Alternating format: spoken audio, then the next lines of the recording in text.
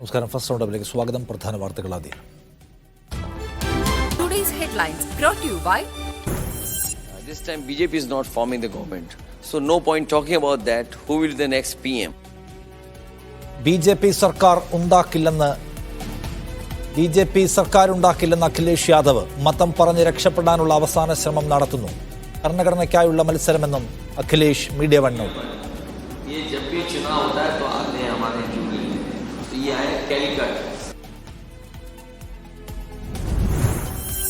രാജ്യസഭാ സീറ്റുകൾ ആവശ്യപ്പെടാൻ CPIയും മാണി ഗ്രൂപ്പും. അവകാശപ്പെട്ട സീറ്റെന്ന് സ്റ്റീഫൻ ജോർജ്. ഇന്നത്തെ സ്റ്റിയറിംഗ് കമ്മിറ്റിയിൽ ചർച്ച. Seat വിട്ടുകൊടുക്കേണ്ടെന്ന് CPI. വിജയസാധ്യതയുള്ള 2-ൽ 1 ഏറ്റെടുക്കാൻ CPM. KS ഹരിഹരന്റെ വീടിന് നേരെ സ്ഫോടക വസ്തു എറിഞ്ഞത് CPM പ്രവർത്തകർ. 3 പേർക്കെതിരെ കേസ്. RMPയെ ഇല്ലാതാക്കാൻ ശ്രമമെന്ന് VD സതീശൻ. കണ്ണൂർ ചക്കരക്കലിൽ പോലീസ് പട്രോളിംഗിന് മുൻപ് ബോംബേർ. CBSE 12ാം ക്ലാസ് പരീക്ഷയിൽ 87.98% വിജയം. തിരുവനന്തപുരം മേഖലയിൽ 99.91%. സംസ്ഥാനത്ത് +2 ബാച്ച് വർദ്ധിപ്പിക്കില്ലെന്ന് മന്ത്രി. സീറ്റുകൾക്ക് പ്രതിസന്ധിയില്ല. പൊന്നാനിയിൽ ബോട്ട് കപ്പലിലിടിച്ച് 2 മത്സ്യത്തൊഴിലാളികൾ മരിച്ചു. പുതുവായ്പിൽ കടലിൽ മുങ്ങി മരിച്ചവരുടെ എണ്ണം 3ആയി. കാസർഗോഡ് ചരക്ക് ലോറി ബസ്സിലിടിച്ച് 4 പേർക്ക് പരിക്ക്. മതം ഉയർത്തി രക്ഷപ്പെടാനുള്ള അവസാന ശ്രമമാണ് BJP നടത്തുന്നത് എന്ന് സമാജ്വാദി പാർട്ടി അധ്യക്ഷൻ അഖിലേഷ് യാദവ്. അടുത്ത പ്രധാനമന്ത്രി ആരാകണം എന്ന് BJP ചർച്ച ചെയ്യേണ്ടതില്ല. BJPക്കെതിരെ ജനരോഷം ആഞ്ഞടിച്ചുകൊണ്ടിരിക്കുകയാണ്. തെരഞ്ഞെടുപ്പ് കമ്മീഷനെയും BJP തകർക്കുകയാണെന്നും UPയിലെ കനൌജിൽ മീഡിയ വണ്ണിന് നൽകിയ അഭിമുഖത്തിൽ അഖിലേഷ് പറഞ്ഞു. This government is going because they have not performed good on farmer issues. They have not performed on unemployment. The price is highest. They used to say the economy is rising. So these are the issues we are raising, and their communal issues not working. This time BJP is not forming the government. So no point talking about that. Who will be the next PM?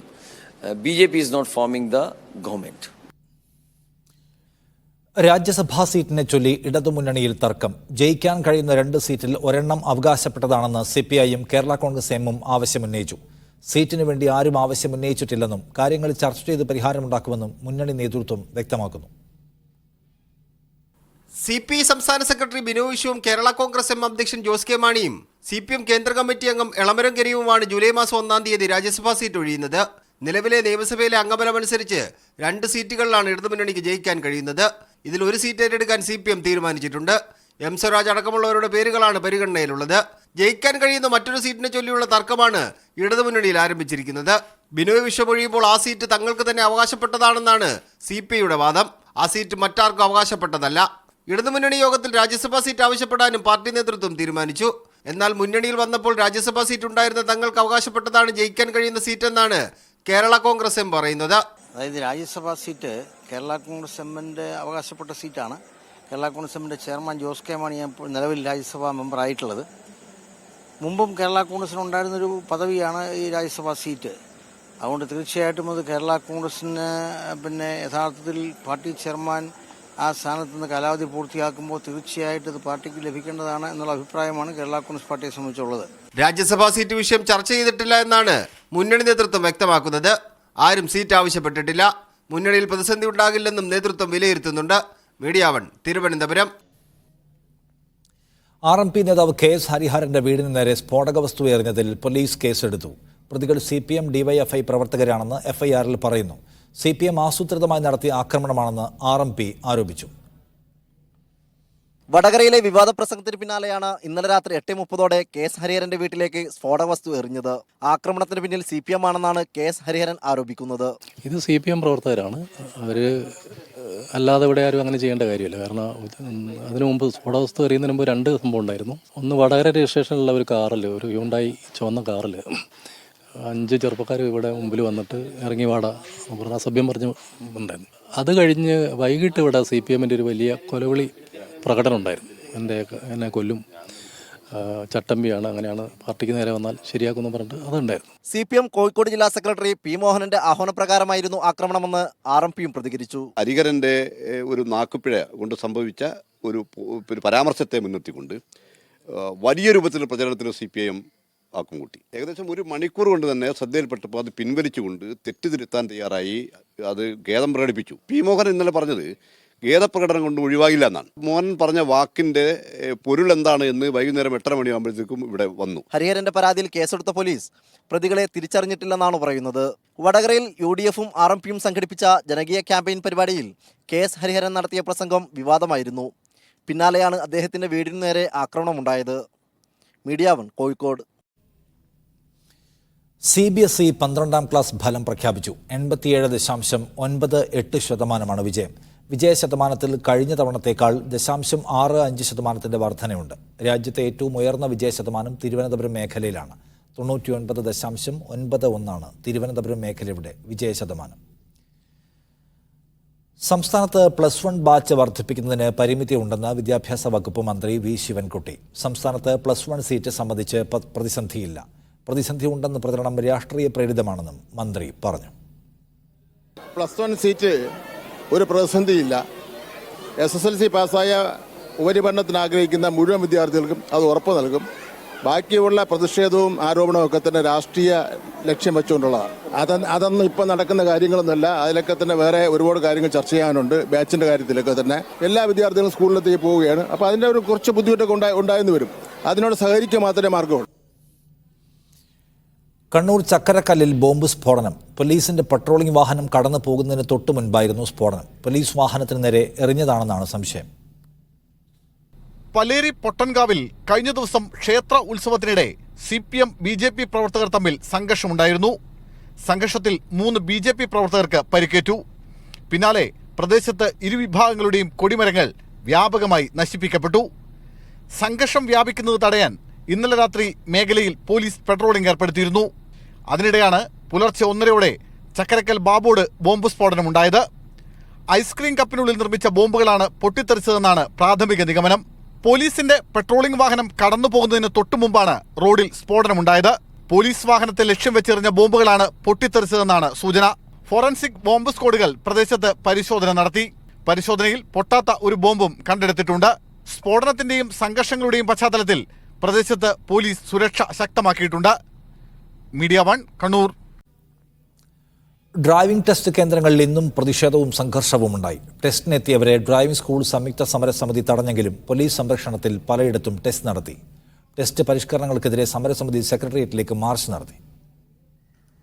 ഒരു വശത്ത് driving ടെസ്റ്റിനെത്തുന്നവരെ തടയാൻ driving സ്കൂളുകാർ, മറുവശത്ത് ഏതു വിധേനയും test നടത്താൻ MVD. ടെസ്റ്റിനെത്തിയവരുടെ എണ്ണം വളരെ കുറവായിരുന്നെങ്കിലും എത്തിയവരെയെല്ലാം ടെസ്റ്റിന് വിധേയമാക്കി. തിരുവനന്തപുരം മുട്ടത്തറയിൽ ടെസ്റ്റിനെത്തിയവരും പ്രതിഷേധക്കാരും തമ്മിൽ സംഘർഷം നടന്നു.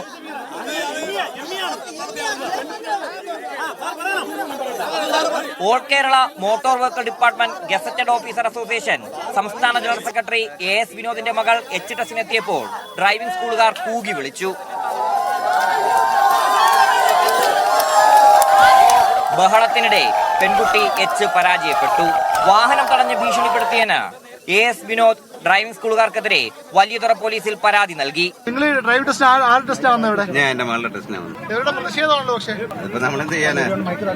എനിക്കെതിരെയുള്ള പ്രതിഷേധമല്ല. അശാസ്ത്രീയ ഡ്രൈവിംഗ് ടെസ്റ്റ് പരിഷ്കരണം പിൻവലിക്കണമെന്നാവശ്യപ്പെട്ടുകൊണ്ടാണ് സംയുക്ത സമരസമിതി സെക്രട്ടേറിയറ്റിലേക്ക് മാർച്ച് നടത്തിയത്. പോരായ്മകൾ പരിഹരിക്കാൻ വേണ്ടി ട്രാൻസ്പോർട്ട് റോഡ് സേഫ്റ്റിയുമായി ബന്ധപ്പെട്ട ഉദ്യോഗസ്ഥന്മാരും മന്ത്രിയും ഈ വിവിധ സംഘടനകളും ചേർന്ന് ഒരു ചർച്ച നടത്തി ഈ പ്രശ്നം പരിഹരിക്കണമെന്നാണ് നമ്മുടെ ഇന്ന് ഈ പറയുന്ന പാർലമെന്റ് മാർച്ച് ആവശ്യപ്പെടുന്നത്. വിദേശത്തുള്ള മന്ത്രി KB ഗണേഷ് കുമാർ മറ്റന്നാൾ മടങ്ങിയെത്തും. പരിഷ്കാരത്തിൽ നിന്ന് പിന്നോട്ടില്ല എന്നതാണ് ഗതാഗത മന്ത്രിയുടെ നിലപാട്. എങ്കിലും സമരക്കാരുമായി ചർച്ചയുണ്ടാകുമോ എന്നതാണ് അറിയേണ്ടത്. മീഡിയ 1 തിരുവനന്തപുരം. കോഴിക്കോട് പന്തീരങ്കാവിൽ നവവധുവിനെ ഭർത്താവ് ക്രൂരമായി മർദ്ദിച്ചുവെന്ന് പരാതി. എറണാകുളം പറവൂർ സ്വദേശി നീമയ്ക്കാണ് മർദ്ദനമേറ്റത്. പന്തീരങ്കാവ് സ്വദേശി രാഹുലിനെതിരെ ഗാർഹിക പീഡനത്തിന് പോലീസ് കേസെടുത്തു. മെയ് 5-നാണ് എറണാകുളം പറവൂർ സ്വദേശി നീമയും കോഴിക്കോട് പന്തീരങ്കാവ് സ്വദേശി രാഹുലും തമ്മിലുള്ള വിവാഹം കഴിഞ്ഞത്. വിവാഹത്തിന് പിന്നാലെ സ്ത്രീധനം ആവശ്യപ്പെട്ട് ക്രൂരമായി മർദ്ദിക്കുകയായിരുന്നുവെന്ന് നീമയുടെ അച്ഛൻ മീഡിയ 1നോട് പറഞ്ഞു. ഈ മുഷ്ടി ചുരുട്ടിയിട്ട് തലക്കിടിക്കുകയാണ്. ഇടിച്ചിട്ട് ആ ഇടി പല ഭാഗത്തും കൊടുക്കുകയാണ്. അതിനുശേഷം എന്ന് വെച്ചാൽ ഈ മൊബൈൽ ചാർജറില്ലേ, ചാർജറിൻ്റെ വയറുണ്ടല്ലോ, ആ വയറ് കൊണ്ട് കഴുത്തിൽ കുടുക്കിട്ടിട്ട് മുറുക്കി വലിച്ചു കുനിച്ച് നിർത്തിയിട്ട് ഇവളെ ഇടിക്കുകയാണ്. അതിനുശേഷം ഇവൾ ഓടി രക്ഷപ്പെടാനായിട്ട് ശ്രമിച്ചപ്പോൾ അവൻ പിടിച്ചിട്ട് ബെൽറ്റിനിടിക്കുകയാണ്. ഇന്നലെ നീമയുടെ വീട്ടുകാർ ഭർത്തൃ വീട്ടിലെത്തിയപ്പോഴാണ് മർദ്ദന വിവരം അറിയുന്നത്. പരാതി കൊടുക്കാൻ ചെന്നപ്പോൾ പന്തിരങ്കാവ് പോലീസിൽ നിന്ന് മോശം പ്രതികരണമുണ്ടായെന്നും നീമയുടെ അച്ഛൻ. പോലീസിൽ നിന്ന് മാന്യമായിട്ടുള്ള ഒരു നീതി ഞങ്ങൾക്ക് ലഭിച്ചില്ല. പരാതിയിൽ കൊടുത്ത വാചകങ്ങളൊന്നും അതിൽ ചേർത്തിട്ടില്ല.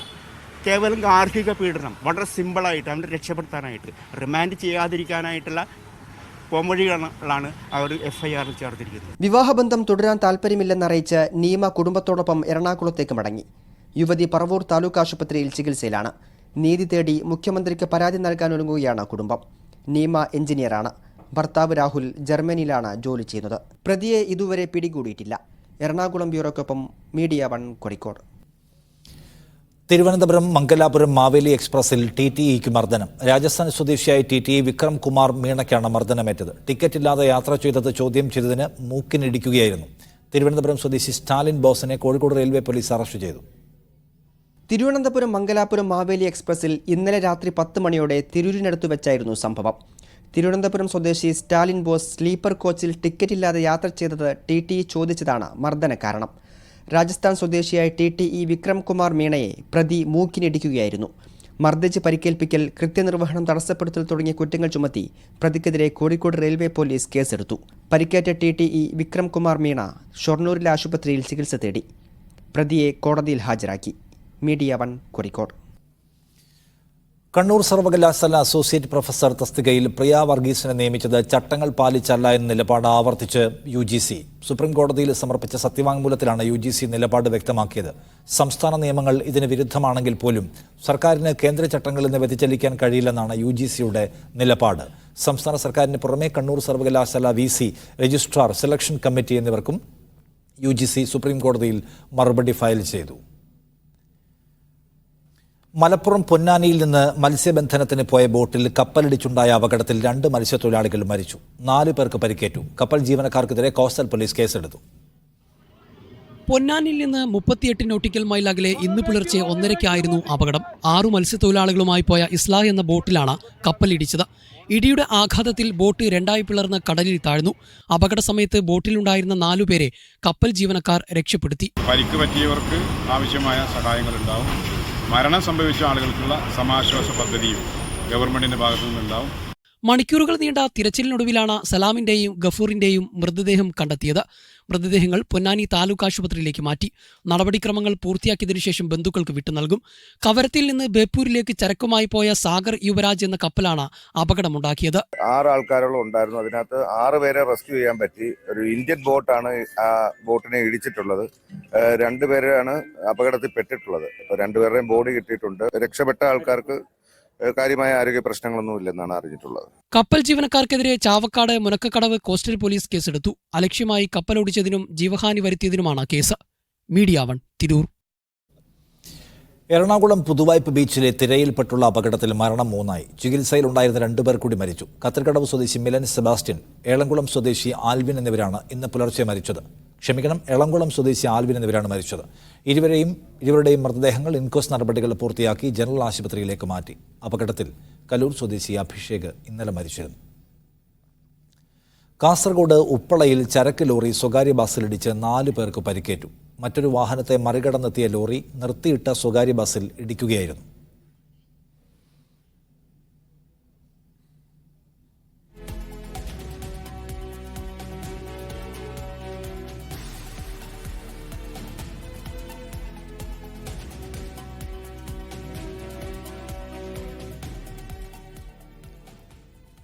മഞ്ഞപ്പിത്തം കൂടുതൽ പേർക്ക് സ്ഥിരീകരിച്ച സാഹചര്യത്തിൽ മലപ്പുറം ചാലിയാർ പോത്തുകൽ പഞ്ചായത്തുകളിൽ ആരോഗ്യവകുപ്പിന്റെ അടിയന്തര യോഗം ചേരുന്നു.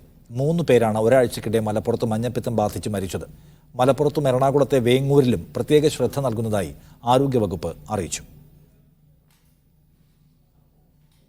കണ്ണൂർ പാനൂരിലെ വിഷ്ണുപ്രിയയെ കഴുത്തറുത്ത് കൊലപ്പെടുത്തിയ കേസിൽ കോടതി ഇന്ന് ശിക്ഷ വിധിക്കും. പ്രതി ശ്യാംജിത്ത് കുറ്റക്കാരനാണെന്ന് കഴിഞ്ഞ ദിവസം തലശ്ശേരി അഡീഷണൽ ജില്ലാ സെഷൻസ് കോടതി കണ്ടെത്തിയിരുന്നു. അപൂർവങ്ങളിൽ അപൂർവമായ കേസാണെന്നും പ്രതിക്ക് വധശിക്ഷ നൽകണമെന്നും പ്രോസിക്യൂഷൻ കോടതിയിൽ ആവശ്യപ്പെട്ടു. പ്രണയ പകയെ തുടർന്ന് 22-കാരിയായ വിഷ്ണുപ്രിയയെ മുൻ സുഹൃത്ത് മാനന്തേരി സ്വദേശി ശ്യാംജിത്ത് വീട്ടിൽ കയറി കഴുത്തറുത്ത് കൊന്നുവെന്നാണ് കേസ്. കുപ്രസിദ്ധ ഗൂണ്ട താടി റിയാസിന്റെ വീട്ടിൽ നിന്നും തോക്കുകൾ പിടിച്ച സംഭവത്തിന് കരിപ്പൂർ സ്വർണ്ണക്കടത്ത് കേസുമായി ബന്ധമുണ്ടെന്ന് സംശയം. 2021 രാമനാട്ടുകര വാഹനാപകടത്തിനിടയാക്കിയ ചേസിംഗിനിടെ സ്വർണ്ണക്കടത്ത് സംഘത്തിന് സംരക്ഷണമൊരുക്കാനാണ് തോക്കുകൾ വീട്ടിൽ സൂക്ഷിച്ചതെന്നാണ് പോലീസിന്റെ സംശയം. ഇതിന്റെ അടിസ്ഥാനത്തിൽ ചെറുപ്പുളശ്ശേരിയിലെ കൊട്ടേഷൻ സംഘാംഗങ്ങളെ പോലീസ് ഉടൻ ചോദ്യം ചെയ്യും. കുപ്രസിദ്ധ ഗുണ്ട താടി റിയാസിന്റെ എറണാകുളത്തെ മാഞ്ഞാലിയിലെ വീട്ടിൽ നിന്നുമാണ് 4 തോക്കുകളും 20 വെടിയുണ്ടകളും പോലീസ് പിടികൂടിയിരുന്നത്. തോക്കുകൾ കൈമാറിയത് ഗുണ്ടാത്തലവൻ പെരുമ്പാവൂർ അനസ് ആണെന്നും 3 വർഷമായി സൂക്ഷിക്കുന്നുണ്ടെന്നും റിയാസ് മൊഴി നൽകിയിരുന്നു. പിന്നാലെ നടത്തിയ അന്വേഷണത്തിലാണ് തോക്കുകൾ സൂക്ഷിച്ചതിന് 2021 കരിപ്പൂർ സ്വർണ്ണക്കടത്ത് കേസുമായി ബന്ധമുണ്ടെന്ന സംശയത്തിലേക്ക് പോലീസ് എത്തിച്ചേർന്നത്. അന്ന് സ്വർണ്ണക്കടത്ത് സംഘത്തിന് സംരക്ഷണം ഒരുക്കിയിരുന്നത് പെരുമ്പാവൂർ അനസിന്റെ നേതൃത്വത്തിലുള്ള ചെറുപ്പുളശ്ശേരി കൊട്ടേഷൻ സംഘമാണ്. കാപ്പ ചുമത്തിയ സാഹചര്യത്തിൽ ചെറുപ്പുളശ്ശേരിയിലാണ് അനസ് താമസിച്ചിരുന്നത്. കൃത്യത്തിന് വേണ്ടിയാണ് അനസ് സംസ്ഥാനത്തിന് പുറത്തുനിന്ന് തോക്കുകൾ എത്തിച്ച് റിയാസിന് കൈമാറിയതെന്നാണ് വിവരം. പോലീസ് വീണ്ടും കസ്റ്റഡിയിൽ വാങ്ങി ചോദ്യം ചെയ്തപ്പോൾ റിയാസ് ഇക്കാര്യം സ്ഥിരീകരിച്ചതായും വിവരമുണ്ട്. 2021 മെയ്യിൽ സ്വർണ്ണക്കടത്ത്, കവർച്ച, കൊട്ടേഷൻ സംഘങ്ങൾ തമ്മിലുള്ള ചേസ് രാമനാട്ടുകരയിൽ വെച്ച് വാഹനാപകടത്തിനിടയാക്കുകയും 5 പേർ മരിക്കുകയും ചെയ്തിരുന്നു. അതിനിടെ തോക്കുകൾ പ്രവർത്തനക്ഷമമാണോ എന്നറിയാൻ ഒരു തവണ വെടിയുതിർത്ത് നോക്കിയതായും റിയാസ് പോലീസിന് മൊഴി നൽകിയിട്ടുണ്ട്. ഫോറൻസിക് പരിശോധനാ റിപ്പോർട്ട് ലഭിച്ച ശേഷമാകും തോക്കുകളുടെ ഉപയോഗത്തിന്റെ കാര്യത്തിൽ വ്യക്തത വരിക. മീഡിയ 1 കൊച്ചി. തിരുവനന്തപുരം കളക്ടർക്കും റവന്യൂ പ്രിൻസിപ്പൽ സെക്രട്ടറിക്കുമെതിരെ ഭരണാനുകൂല സംഘടനയുടെ പ്രതിഷേധ മാർച്ചും ധർണയും. തിരുവനന്തപുരം കളക്ടറുടെ നടപടിയെ വിമർശിച്ച ജോയിന്റ് കൌൺസിൽ നേതാവിന് നോട്ടീസ് നൽകിയതിനെതിരെയായിരുന്നു മാർച്ചും ധർണയും. 14 കളക്ടറേറ്റുകളിലേക്കും ജോയിന്റ് കൌൺസിൽ മാർച്ച് നടത്തി. തിരുവനന്തപുരത്ത് നടത്തിയ മാർച്ചിൽ കളക്ടറുടെ ചേംബറിന് മുന്നിലും പ്രതിഷേധ പ്രകടനം നടന്നു. IPL ഇന്ന് ഗുജറാത്ത് ടൈറ്റൻസ് കൊൽക്കത്ത നൈറ്റ് റൈഡേഴ്സിനെ നേരിടും. 18 പോയിന്റുമായി 1ാം സ്ഥാനത്തോടെ പ്ലേ ഓഫിലെത്തിയ ആദ്യ ടീമാണ് കൊൽക്കത്ത. അതേസമയം 10 പോയിന്റുള്ള ഗുജറാത്ത് ഇന്നത്തെ കളി നിർണായകമാണ്. സ്വർണ്ണമില്ല.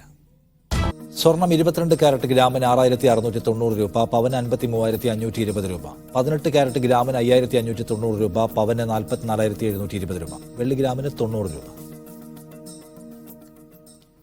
ഈ ബുള്ളറ്റിൻ കഴിഞ്ഞു. ഇനി ഫാസ്റ്റ് ന്യൂസ് കാണാം. ദിവ്യ ദിവാകരൻ ചേരും.